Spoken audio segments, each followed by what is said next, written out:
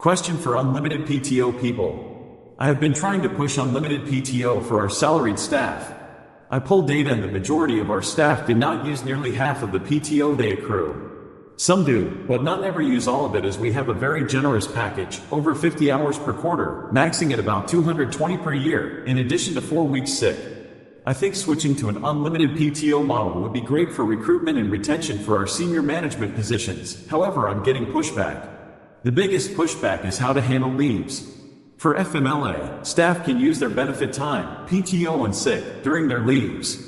When they run out of time, they can have a paid period of time off without pay before becoming inactive, stop earning benefit time, no bonuses, etc., both of which they get when they return, and have a certain amount of time as inactive before being separated once their FMLA is exhausted. Like a grace period we offer, with unlimited PTO, leaves would be paid indefinitely and unlimited. How do you draw the line with how much they are allowed to use while on leave? I hope I'm getting my question across right. If I need to clarify, let me know. 6-year-old boy ended up on ventilation due to pediatric neglect. My boyfriend's parents took their 6-year-old son to the pediatric because he had a super high fever, 104 degrees Fahrenheit, and every time they brought it down it would shoot back up.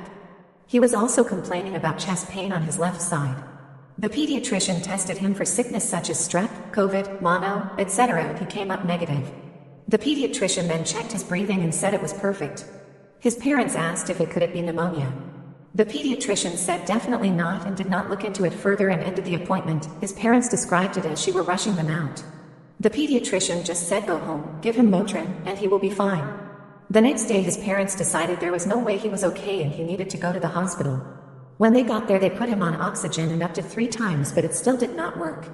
His left lung was completely filled with fluid and not functioning. His left lung was 100% infected with pneumonia and his right lung was partly infected. After about 18 hours of oxygen they eventually put him on ventilation and has been sedated, getting the fluid drained for the past 3 days. How did the pediatrician miss this? If they waited 1 to 2 more days the kid would have died. She cleared his breathing as perfect when his lung completely filled up with fluid and was not working. If they brought him in sooner he most likely would not be in this worst case scenario condition. But they did not bring him to the hospital sooner because the pediatrician said he was perfectly fine and neglected their concern for pneumonia. Can their family sue the pediatric for neglect and or other things? Their parents were talking about looking into it, but obviously they are preoccupied right now in the hospital. I wanted to see if there was any advice I could give them. We live in Pennsylvania. CMV, a certain amount of racism is unavoidable. This is a tricky to phrase, and I was debating whether I should say anything at all. Please delete if not appropriate for this forum. I personally couldn't care less where someone is from as long as the person is considerate, polite in his manners, and, preferably, displays a reasonable standard of education. I live in the UK, though I'm an immigrant here myself. I was born in a poor country where people are pretty rude, but emigrated to Western Europe as a teen. Now, when I for example go shopping, and the man at the counter is black and doesn't say hello or bye, while nice white British ladies mostly say something like hello love, and I say both hi and bye, then I obviously register this. And I can't help but feel racist for thinking, he's like that because his family is from Africa, or maybe he himself is from Africa, and they are poor and rude there, and when they move to a wealthy Western country, they don't try to adapt. The same goes for example, delivery guys. Of course, I do realize that this isn't just about one's ethnic origins. This is also about one's level of education and class, pardon the expression, but one's education and class are dictated by one's ethnic origins, among other things. So, the question is, am I not justified in having this kind of thoughts? Denial, denial, denial. My wife kept seeing things.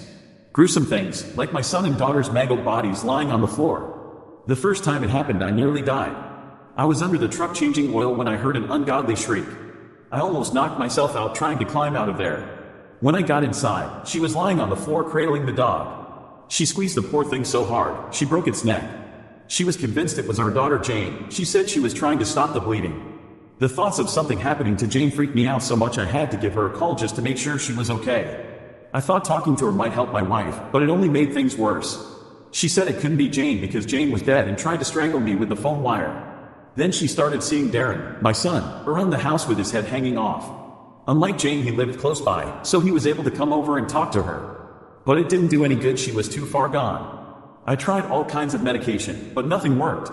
Eventually the kids wanted to lock her up in some home, but I couldn't. She wouldn't last in a place like that, and to be honest I couldn't imagine my life without her. We've been together for almost 40 years. I really believed I could handle things, but she started to become more and more violent. Until one night she attacked our grandchildren with a knife. She said it didn't matter, they were already dead when we asked her why she did it. Even though the wounds were only superficial, Darren demanded she get sent away. I knew I couldn't fight him anymore, so I just asked for one more night to say goodbye. I wanted to make our last night together was special, so I recreated our first date. I couldn't take her out for burgers, so I ordered in and made the kitchen up to look like the dinner we went to. Then I set up a projector behind the barn so we could watch a movie in the car, like we were at the drive-thru. I think that must have triggered something in her head because halfway through she turned to me and said, I know things aren't getting any better, so I want you to help me end it here tonight, while I still have a glimpse of who I used to be. It tore me up inside, but I knew I had to it, so later that night while she was sleeping, I shot her in the back of the head. Too cowardly to use the gun on myself, I took some of her medication to help steady my nerves. Shortly after, I saw the bodies and the memories of what I did came flooding back. The cabin hiker decided to go on a hike by himself. Something he was not very used to. The whole day was normal. Trees and bushes engulfed his surroundings. He enjoyed being outdoors in the mountains. Nothing seemed strange to him. That was until he was making his way back to his car. He figured an 8-hour hike was good enough. The sky was already getting dark and he needed to get back, fast. What was odd was how much he didn't recognize the trail back. He began to panic. Night had already taken over and all he had was a flashlight and no clue on how to get back. He knew it was already too late and too dangerous to keep going through the perilous forest. He began to worry that he would have no shelter for the night when almost luckily enough, he stumbled across a broken-down cabin. It was dark, and seemed like no one had visited it in years, but he knew it was the only place where he could rest until daylight, especially since his flashlight was running out of battery. He knocked on the door a few times but no one answered, so he let himself in where strangely enough, a perfect bed fitted for one person awaited him in the center. He knew that if the owner came back he could explain himself. He was sure that the owner wouldn't mind, or was even probably dead. So he went ahead and got himself comfortable in bed. As he tried to sleep, he couldn't ignore the collection of paintings around the room, portraits of strange-looking people all peering at him, each wearing a smile that sent chills up his spine.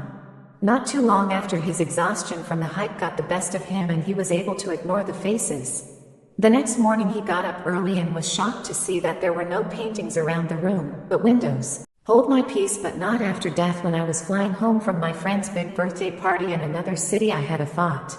At the party I had a run-in with my ex-husband who I divorced because he was an alcoholic who taught me what the term gaslighting and emotional abuse meant.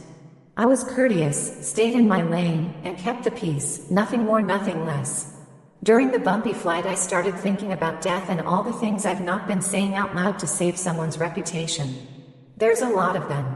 So I figured that enough is enough. I've created a sub that I chose to call in my eulogy. I've requested my next of kin to name drop the name of the group and my username so people that went to my funeral can read about my side of the story on Reddit. This might destroy lives, but when I'm dead I will not give a fuck that he fucked me while I was passed out, and when he finished he took a photo of me that he showed me in the morning. Yes, that's called exactly what you think it's called. I have to add that I'm not dying or anything. But it would be nice to share with the world what I know about why your BF hides his phone when you walk into a room, and what his teammates did to a drunk girl when they went on a team football trip together. Just saying, this could be family destroying and I won't be here for it. Ava for not wanting to tell his girlfriend. I apologize if this is a bit much, but I figured my current situation fits this sub. So I'm 28F, single, and at the beginning of the month I met a guy, 37N, while out at a karaoke spot. Talked a bit, exchanged info, chatted a few times and decided to hang out on the 15th. We got smoothies, a little something to eat, then back to his place to watch a movie, but instead ended up having sex. In the middle of having sex, his phone keeps going off. He finally answers it. I can hear it's a woman. He hangs up and gets back to it. I had to ask because he seemed to be a bit secretive when he answered. So I asked who was that. He grinned and said my girlfriend and continued like there was no issue. I was so irritated and kind in shock about how nonchalant he was. Especially after telling me he was single. And I actually kind liked him, so yeah, that sucked. Once he finished, I washed up and left while he was in the shower. I told my bestie about it. She tried to make light of it but was also being supportive. Anyway, she found out last week that his girlfriend is actually a coworker, 33F, of mine. I work mostly from home, but we do have to go in from time to time. To be honest, I don't like her, but I also know I should probably tell her.